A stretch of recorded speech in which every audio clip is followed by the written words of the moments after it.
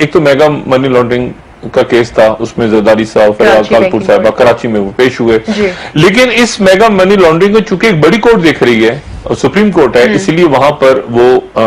اس کی اب اہمیت کم ہو گئی بینکنگ کورٹ کی, کیونکہ سپریم کورٹ سے خود دیکھ رہی ہے. این عمل درآمد کیس میں کیا ہوا کہ فاروق نائک صاحب, میں آپ کو بتا رہا ہوں نا, زرداری صاحب کی فیوریٹ مووی ہے گاڈ فادر, اور گاڈ فادر کا ایک ڈائلاگ ہے جس میں گاڈ فادر ہی کہتا ہے کہ مجھے اس آدمی سے جو کہ بندوق لے کر آتا ہے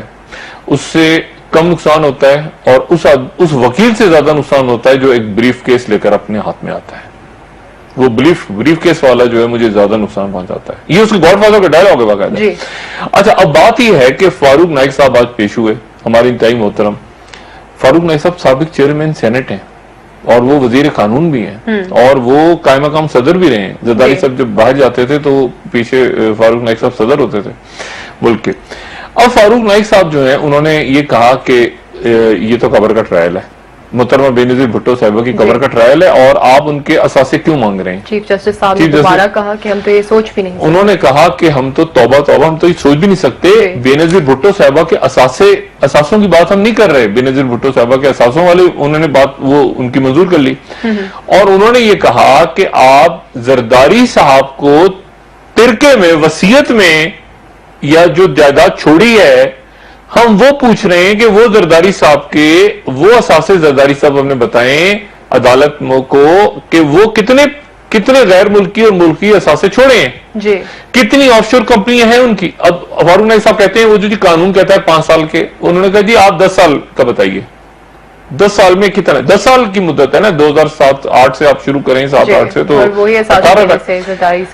زرداری صاحب نے کوئی پیپر جمع کروائے ہوں گے اس وقت, ابھی بھی جمع کروائے ہیں. لیکن میں آپ کو یہ بتاؤں کہ ایک بات جو اس ملک کے تحقیقاتی ادارے ہیں ان کو پتا ہے, یہ جو ہے, اور ایک بات پتا ہے کہ پچھلے 10 سالوں میں دیکھیں, میں نے آپ سے کہا کہ وہ لانچوں کا قصہ کل نکل کے آ گیا سامنے, یہ پیسہ کہاں گیا ہے, لابنگ فرمز میں گیا ہے, کون سی ماڈلز, کون سے فرنٹ مین, کون سے ٹی وی کے ایکٹرز, کون سے کرکٹرز, کون سی پی ایس ایل, کون سے دوسرے معاملات, کون سے فنکشنز, کون سے سندھ کے فیسٹیولز, کون سا یہ, کون سا وہ, کون سے کیا, کچھ سب کچھ پتا ہے, سب کچھ پتا ہے سب. اور آپ یہ دیکھیں کہ لانچوں میں پیسہ جاتا رہا ملک سے, ٹھیک ہے, لانچوں میں, یہ بھی نہیں کہ بریف کیس میں جا رہا ہو, بٹوے میں جا رہا ہو, لانچ. اچھا, سمندر کے رستے اتنا, یعنی پیسے, کتنا پیسہ ہوگا آپ ذرا سوچیں, اور فورن کرنسی کتنی ہوگی. اب اس میں معاملہ یہ ہے کہ نظام کیوں لرز رہا ہے. زرداری صاحب جو ہیں کو عدالت نے 15 دن اور دے دیے, ٹھیک ہے, اور 15 دن میں زرداری صاحب نے, اب یعنی ختم ہو گئی اپیل ان کی نظر ثانی, وہ, اور 15 دن میں ان سے کہا ہے کہ وہ جو ہیں وہ اپنے اثاثے ظاہر کریں. اچھا, اس دوران آپ کو پتا ہے نا, وہ یہ 12 ڈبے جو میرے پچھلے چند سالوں کے کرتوت ہیں, ان میں سے ایک یہ بھی ہے کہ وہ 12 ڈبے میں نے اس کی ایک فلم چلائی تھی اپنے پروگرام میں, خفیہ, اور آپ یقین کریں کہ یہ جو فلم آئی تھی 12 ڈبوں والی, یہ اتنا مشکل کام تھا, یہ میں آپ کو بیان نہیں کر سکتا یہ کس طرح سے فلم بنی تھی سوئٹزرلینڈ کے اندر. اور اس لیے بنی تھی کیونکہ وہاں پر, میں آپ کو کبھی بتاؤں گا کہ یہ کیسے, کیونکہ وہ جو بندہ تھا اس کو لگایا جو ہے وہ واجد شمس الحسن صاحب آگے چل پڑے, اور وہ کسی اور کے پیچھے نکل گیا, اور کیونکہ وہ وہیں کا لوکل تھا, سوئس کیمرہ مین تھا, اس کی سروسز ہائر کی تھی, تو وہ اس کو کہا, وہ واجد بھائی ہمارے وہ ہے کیفے پہن کے نکل کے سگار پیتے ہوئے جا رہے تھے, وہ بہرحال وہ کہیں اور نکل گیا, بڑی مشکل سے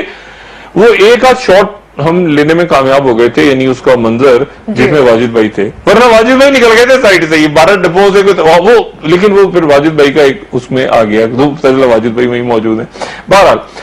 تو یہ ایک بہت خوفناک ہے, اسٹنگ آپریشن نہیں ہوتا میڈیا کا, کہ وہ خاص, اور وہ آپ سوچیں کہ لندن کے ہائی کمیشن سے وہاں پہنچ کے صبح کا ارلی مارننگ آورز سے بینک کھلا, بینک میں گئے, باہر نکلے, باہر ہمارے کیمرہ کھڑا ہوا, اور سوئس کیمرہ مین کو ہائر کیا تھا تاکہ وہاں کوئی لوکل ایشو نہ کھڑا ہو جائے. یہ میں کبھی بعد میں بتاؤں گا, یہ بڑا کمال کی 12 ڈبوں والی جو فوٹیج ہے نا, اس کی بڑی اس کے پیچھے بڑی کہانی ہے. اچھا, اب مسئلہ یہ ہوا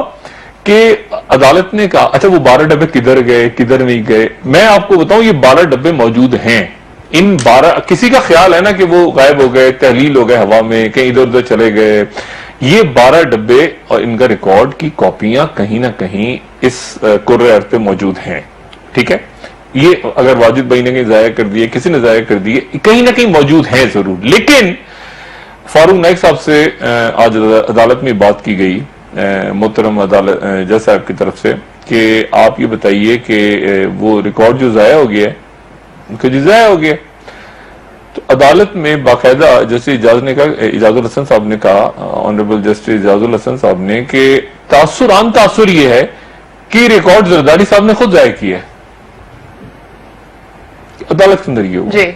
اور پھر اس کے بعد جو ہے وہ انہوں نے کہا کہ جی بچے جو ہیں وہ تو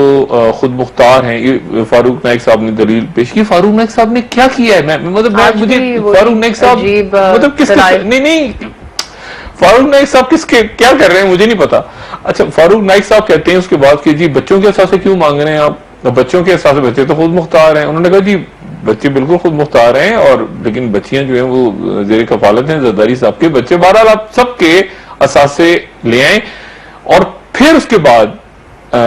چیف جسٹس صاحب نے کہا کہ ہو سکتا ہے کچھ باتیں آپ کو نہ پتا ہوں، یا اس طرح کی کوئی ریمارکس انہوں نے دی ہے کہ ممکن ہے کسی مرحلے پہ ہمیں آصف زرداری صاحب کو عدالت میں خود بلانا پڑے.